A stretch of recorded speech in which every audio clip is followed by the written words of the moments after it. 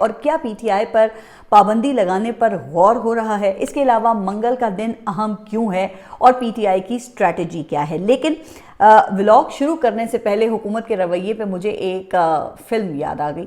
آپ نے شاید مشہور بالی ووڈ فلم ہیرا پھیری تو دیکھی ہی ہوگی۔ اچھا، اس فلم کے 3 مرکزی کردار غربت اور مالی مشکلات سمیت مختلف مسائل کا شکار ہوتے ہیں۔ اس میں ایک کردار جو ہے وہ راجو کا ہے، جو اپنی بیمار ماں کو یہ بتاتا ہے کہ بھئی وہ تو بہت امیر ہے اور ایک بہت بڑا بزنس کھڑا کرنے کے لیے بلڈنگ بنا رہا ہے۔ وہ اپنی ماں کو ایک نو تعمیر شدہ عمارت کے پاس لاتا ہے اور وہاں کوئی 200 روپے کرائے پر لائے سستے اداکار بھی ہائر کر لیتا ہے، اور ایک سستے ایکٹر کی اوور ایکٹنگ پر اس کے 50 روپے کاٹ بھی لیتا ہے۔ آج کل ویسے میمز کی بھی الگ ہی دنیا ہے، اس لیے 50 روپے کاٹ اوور ایکٹنگ کے ایک میم بن چکا ہے جو بھارت اور پاکستان دونوں کی سیاست پر صادق آتا ہے۔ آپ پاکستان کی سیاست پر اگر غور کریں تو کبھی کبھی آپ کو ایسا لگتا ہوگا کہ جیسے یہ سب بھی اسی فلم کے شکار ہیں، جو پیسوں کے لیے اوور ایکٹنگ ہی تو کر رہے ہیں۔ یوں سمجھ لیں کہ یہ سب کچھ ایک مزاحیہ ڈرامہ ہے جس میں عوام صرف ہنستے ہیں، روتے ہیں اور پھر سر پکڑ کر بیٹھ جاتے ہیں۔ اور آج کے دور میں حکومتی وزراء اس ہیرا پھیری کے سین کی زندہ مثالیں ہیں۔ ہر پریس کانفرنس، ہر تقریر، ہر ٹویٹ اور ہر میڈیا انٹرویو میں یہ دونوں اوور ایکٹنگ ہی کرتے ہیں اور اسی طرح عوام کو قائل کرنے کی کوشش کرتے ہیں کہ پاکستان میں سب کچھ بڑا بہترین چل رہا ہے۔ اب فلاں شخص فساد مچا رہا ہے، فلاں صحافی نے غلط خبر دے دی ہے، فلاں صحافی کو شرم آنی چاہیے، یہاں تک کہ کرپشن اور سیاسی تنازعات بھی اسی اوور ایکٹنگ میں شامل ہو جاتے ہیں۔ ہر مسئلے پر حکومتی بیانات، میڈیا ٹاک اور پارٹی کے رد عمل، یہاں تو خیر اتنے ڈرامے ہوتے ہیں کہ عوام سوچنے لگتے ہیں کہ یہ سب کچھ کسی مزاحیہ فلم کا ہی حصہ لگ رہا ہے۔ ویسے پاکستان میں اگر کوئی دن ایسا آ جائے نا جب وزیر اعظم، اپوزیشن لیڈر، آرمی چیف اور چیف جسٹس سب خوش اور مطمئن ہوں تو آپ سمجھ لیں کہ وہ تاریخ میں داخل ہونے کے لیے آ چکا ہے، چونکہ عموماً ہر دن کسی نہ کسی سیاسی محاذ پر یہاں پر آگ ہی بھڑکتی رہتی ہے۔ کبھی کابینہ میں تلخ اختلاف، کبھی پارٹی کی اندرونی لڑائیاں، کبھی یہاں پہ نئے قوانین کا شور، تو یہ سب کچھ ایک روزمرہ کا معمول ہے اور عوام روزانہ کی بنیاد پر حیران ہوتے رہتے ہیں۔ ابھی 2 دن پہلے ہی آپ نے دیکھا کہ D G I S P R کی پریس کانفرنس نے یہاں پہ طوفان بپا کر دیا۔ اس پہ کل کا جو میرا ولاگ تھا اس میں میں نے تفصیلی بات کی ہے۔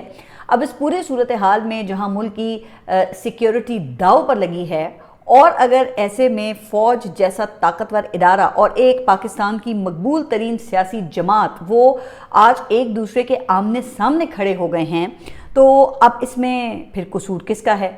خیر، اس پہ جائے بغیر دکھائی یہ دیتا ہے کہ مسلم لیگ نون اور جو پاکستان پیپلز پارٹی ہیں ان کی اس وقت 5 انگلیاں گھی میں اور سر کڑائی میں ہے۔ اور کبھی کبھی تو یہ لگتا ہے کہ یہ لوگ روز فیلڈ مارشل سے اور D G I S P R کو کالز کر کے یہ کہتے ہوں گے کہ دیکھیں عمران خان کتنا برا ہے، عمران خان نے آپ کے لیے کیا کیا کہہ دیا ہے، اس کا تو کوئی بندوبست ہونا چاہیے ویسے۔ اچھا، اور پھر جب فوج کے ترجمان جواب دینے میدان میں آ جاتے ہوں تو پھر یہ سب پس پردہ ایک دوسرے کے ہاتھ پر تالی مار کے کہتے ہوں کہ دیکھو دونوں کو لڑوا کر ہم نے 5 سال اپنے پکے کر لیے ہیں۔ اور وزیر اعظم صاحب کے تو آپ کو پتہ ہے کہ پھر کیا ہی کہنے ہیں، ان کا تو بس نہیں چلتا کہ وہ فیلڈ مارشل کے لیے فیلڈ مارشل سے بھی بڑا کوئی عہدہ تخلیق کرتے ہیں۔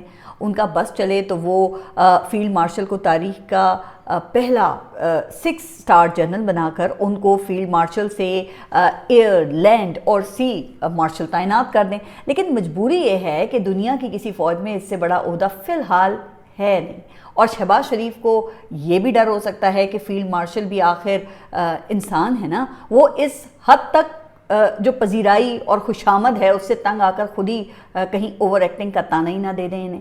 لیکن خیر شہباز شریف صاحب اس میں بھی کوئی نہ کوئی آپ کو پتہ ہے نا کہ مثبت پہلو نکال ہی لیں گے۔ مثال کے طور پہ جب شہباز شریف نے ٹرمپ کی تعریف کی تو اس وقت ایسا ہی رہا تھا کہ جیسے ایک چھوٹے فائدے کے لیے بہت بڑا ڈرامہ پیش کیا جا رہا ہے۔ اس قدر اوور ایکٹنگ کہ ٹرمپ نے بھی ہاتھ کھڑے کر دیے بھائی کہ اب میرے پاس تو کہنے کو کچھ نہیں رہا ہے۔ اور پیچھے کھڑی آپ کو یاد ہے کہ وہ اٹلی کی جو وزیر اعظم تھی وہ بھی حیرت سے انگلیاں ہونٹوں پہ انہوں نے رکھ لی تھی کہ کوئی ٹرمپ سے بھی بڑھ کر اوور ایکٹر कैसे हो सकता है? अब वज़ीर आज़म शहबाज शरीफ हर तकरीर में पाकिस्तान की माली मुश्किलात ख़त्म होने की नवीद सुनाते हैं ना। कभी ये बिजली के बिल्स में सब्सिडी, कभी एक्सपोर्ट्स पर एक्सपोर्ट डेवलपमेंट चार्जेस ख़त्म करने की खुशखबरी, कभी सड़कों और पुल बनाने का क्रेडिट भी आपने देखा कि वो आर्मी चीफ को ही दे देते हैं। हाँ, अब ये अलग बात है कि भारत के खिलाफ जंग में कामयाबी को अगर आप अलग कर दें तो जनाब अभी तक हुकूमत का कोई भी दावा जो है वो पूरा नहीं हो सका है। जी, आदाद व शुमार की हद तक महंगाई में कमी ज़रूर हुई है, लेकिन जो माहिरीन माशियात हैं वो कहते हैं कि ये कमी महंगाई में नहीं होती बल्कि महंगाई बढ़ने की रफ्तार में होती है। यानी जिस शहबाज स्पीड से पहले महंगाई बढ़ रही थी ना, वो स्पीड बुजदार स्पीड में तब्दील हो गई है, यानी कि स्लो हो गई है। और अवाम बेचारे इसी खुशी में खुश हो जाते हैं, बल्कि उनको खुश होना पड़ता है क्योंकि वो इसके अलावा कुछ और भी तो नहीं कर सकते ना। लेकिन फिर एक दलील ये दी जाती है कि महंगाई तो पूरी दुनिया में है, अमेरिका, बरतानिया, तुर्की में भी तो महंगाई है। चले मान लेते हैं, लेकिन क्या अमेरिका, बरतानिया और तुर्की की फीकस आमदनी, तालीम, सेहत, इंसाफ और अमन अमान की सूरत हाल का क्या पाकिस्तान से कोई मुकाबला है? क्या उन ममालिक में भी धड़ाधड़ आईनी तरामीम लाकर अदलिया को फतह किया गया है? क्या अमेरिका में ट्रंप ने जो बाइडन या बरतानिया में स्टारमर ने बोरिस जॉनसन को जेल में बंद किया? फिर हुकूमती लोग ये कहते हैं कि जी इमरान खान ने तो फलां मुकदमात में करप्शन की है और 9 मई को रियासत के खिलाफ बगावत करवाई, इसलिए उसे जेल में बंद जो किया गया है वो ठीक किया गया है। तो जनाब, करप्शन के इल्ज़ामात तो आप पर भी थे और जिस तरह आपको सज़ाएं हुई थी इसी तरह से इमरान खान को भी हुई हैं कहा जाता है, और जिस तरह आपकी सज़ाएं ख़त्म हुई थी इसी तरह इमरान खान की भी सज़ाएं ख़त्म होंगी। अब ये तो हो नहीं सकता ना कि वो अदालतें जो आपके लिए फ़ैसला सुनाते वक्त विलन थी वो अचानक हीरो बन गई हों। खैर, तो मैं वो ओवर एक्टिंग का जिक्र कर रही थी। वैसे मुझे तो डर है कि कहीं IMF अगली किस्त में ओवर एक्टिंग के पैसे ही ना काट ले। वैसे भी IMF हुकूमत से ज़्यादा खुश नहीं है और 2 हफ्ते पहले IMF की रिपोर्ट भी आई है जो आप सबने देख ही ली होगी, जिसमें पाकिस्तान के करप्ट निज़ाम को मुकम्मल तौर पे एक्सपोज किया गया था। अब रिपोर्ट में दावा किया गया है कि शहरी आम तौर पे सरकारी खिदमात के हुसूल के लिए रिश्वत देने पर मजबूर होते हैं, जबकि पॉलिसी साजी पर सियासी और मौशी अशराफिया का गहरा असर है जो सरकारी ताकत को ज़ाती मफाद के लिए इस्तेमाल करती है। अदलिया की कमज़ोरियाँ और एहतसाबी इदारों की गैर मौसरियत भी बदउनवानी को फ़रोग़ देते हैं।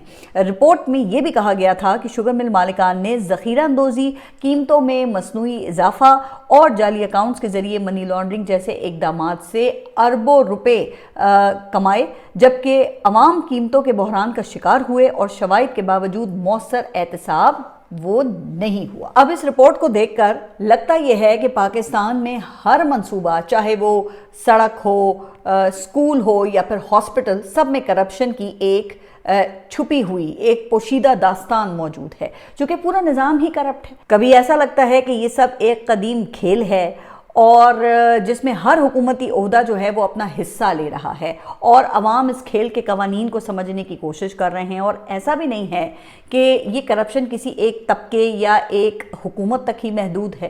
पाकिस्तान में करप्शन जनाब ऐसा वायरस है जो हर दौर के साथ नई शक्ल इख्तियार कर लेता है। कभी ये रिफॉर्म्स के नाम पर, कभी इस्तेहकाम के नाम पर, तो कभी कौमी मफाद की झूठी थाली में इसे पेश किया जाता है। अच्छा, मज़ा का खेज़ अब बात यह है कि जो लोग सबसे ज़्यादा करप्शन के खिलाफ ये तकरीर फरमाते हैं ना, वही अक्सर फाइलों के पीछे और कमरों के अंदर सबसे ज़्यादा करप्शन के यहाँ माहिर निकलते हैं। यानी कि ज़बान से शफाफियत का दर्स और हाथ से किकबैक्स का फ़लसफ़ा वो साथ साथ चल रहा होता है। अब ये सब बातें मैं अपनी तरफ से नहीं कर रही, ये बातें खुद हुकूमत में जो मौजूद लोग हैं वो कर रहे हैं। अब प्राइवेटाइजेशन कमीशन के चेयरमैन मोहम्मद अली साहब के मुताबिक निजकारी इसलिए नहीं हो रही है क्योंकि गवर्नेंस ख़राब है, पॉलिसियों पर एतमाद नहीं है। तो आप अंदाज़ा करें कि ये किसी ऑपोजिशन लीडर का कहना नहीं है, खुद हुकूमत से जुड़ी शख्सियत का बयान है। आपको याद होगा कि ये 2 साल पहले बड़े धूमधाम से SIFC तख्लीक की गई थी और अरबों डॉलर की उससे उम्मीदें लगाई गई थी। अच्छा, लेकिन अब इसी SIFC के national coordinator lieutenant general Sarfaraz कहते हैं कि पाकिस्तान में इतने टैक्सेस हैं कि कोई सरमायाकारी करने को तैयार ही नहीं है। मोहम्मद अली टब्बा जैसे जो सनतकार हैं वो ये कह रहे हैं कि पाकिस्तान में कारोबार के लिए हालात इस वक्त बिल्कुल भी साजगार नहीं हैं। دیکھیں اب یہ سب باتیں حکومت کے اندر سے ہو رہی ہیں۔ IMF کی رپورٹ میں تو خیر معیشت اور گورننس کی خرابیوں کا ذکر تھا، لیکن اگر کوئی غیر ملکی مشیر وہ کسی پاکستانی دفتر میں ایک دن بھی گزار لینا تو شاید وہ کوئی رپورٹ لکھے بغیر ہی استعفیٰ دے کر یہاں سے فوراً بھاگ جائے۔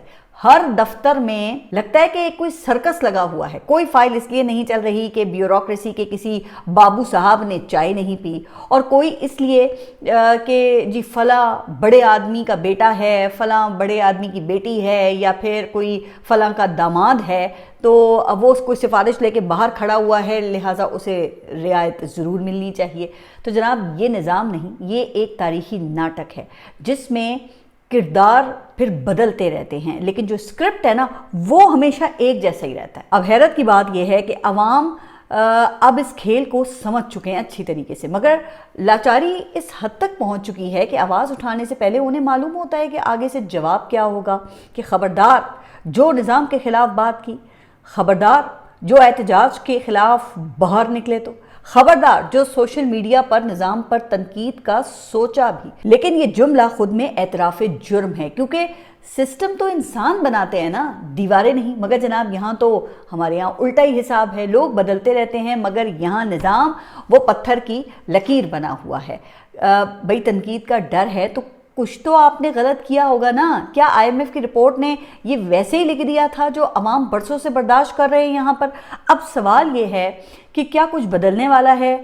تو شاید کچھ نہیں۔ صرف IMF ہی نہیں، تمام جو عالمی ادارے ہیں وہ پاکستان کی صورتحال سے اس وقت بڑے مایوس دکھائی دیتے ہیں۔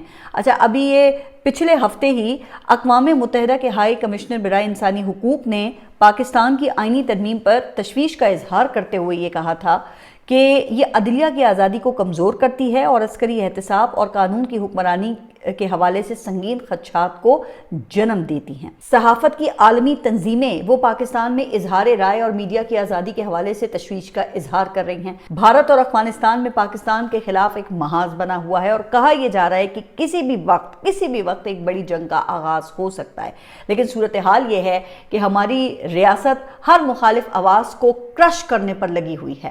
بہرحال اس ساری صورتحال میں امید کی کرن صرف یہ ہے کہ پاکستان میں سوشل میڈیا وہ بڑی حد تک اس وقت عوام کی آواز بنا ہوا ہے، اور اب یہ خبریں ہیں، بلکہ میں آپ کو یہ خبر دے رہی ہوں کہ مستقبل میں سوشل میڈیا پر بھی بڑی پابندیاں لگانے کی تیاریاں ہو رہی ہیں۔ محسن نقوی بیرون ملک بیٹھے یوٹیوبرز کی واپسی کے لیے اقدامات کا دعویٰ کر چکے ہیں، اور اس مقصد کے لیے پاکستان میں برطانیہ کی ہائی کمیشن سے وہ ملاقات بھی کر چکے ہیں۔ اچھا پاکستان اور برطانیہ کے درمیان 2022 میں مجرموں کی حوالگی کا معاہدہ ہو چکا ہے، لیکن سوال یہ ہے کہ کیا یہ معاہدہ فوجداری قسم کے کسی جرم کے حوالے سے ہے، یا یہ لوگ بھی اسی زمرے میں آتے ہیں؟ ظاہر ہے کہ برطانیہ، یورپ اور امریکہ وغیرہ اس حوالے سے وہ بہت حساس ہیں، وہاں پہ اظہار رائے کی آزادی ہے، اور لگتا نہیں ہے ویسے کہ محسن نقوی کا یہ دعویٰ جو ہے وہ پورا ہو سکے گا۔ پھر ایک اور خبر یہ ہے کہ عمران خان کو اڈیالہ سے کسی اور جیل میں منتقل کرنے کی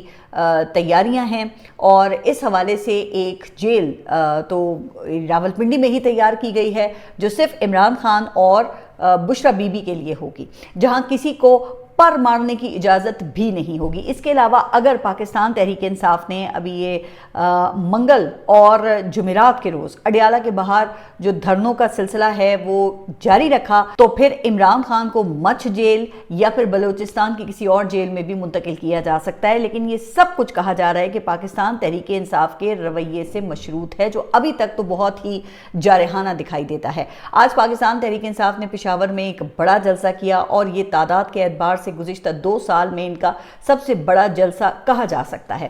اب اس جلسے کی تیاریاں تو خیر بہت دنوں سے جاری تھی، لیکن عوام کی خاص دلچسپی وہ اس میں دکھائی نہیں دے رہی تھی۔ لیکن مجھے لگتا ہے کہ DG ISPR کی دھماکہ خیز جو پریس کانفرنس تھی، اس نے کیٹلسٹ کا کام کیا ہے، اور پی ٹی آئی کا وہ کارکن جو پہلے مایوس ہو کر گھر بیٹھا ہوا تھا اب باہر نکلنے کے لیے وہ پرجوش ہو گیا ہے۔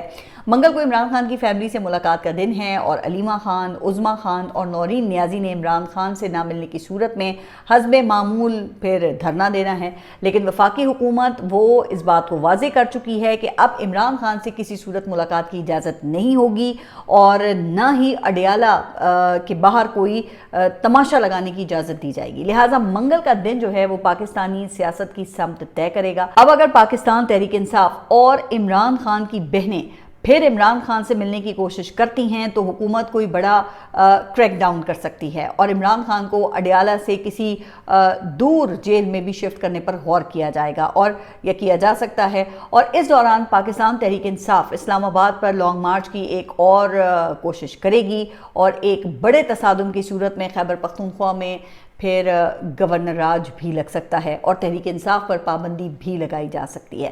اب کہا یہ جا رہا ہے کہ آنے والے دن پاکستان کے استحکام اور سیاست کے حوالے سے کچھ اچھے دکھائی نہیں دے رہے ہیں، تو اب آپ کا اس پہ کیا خیال؟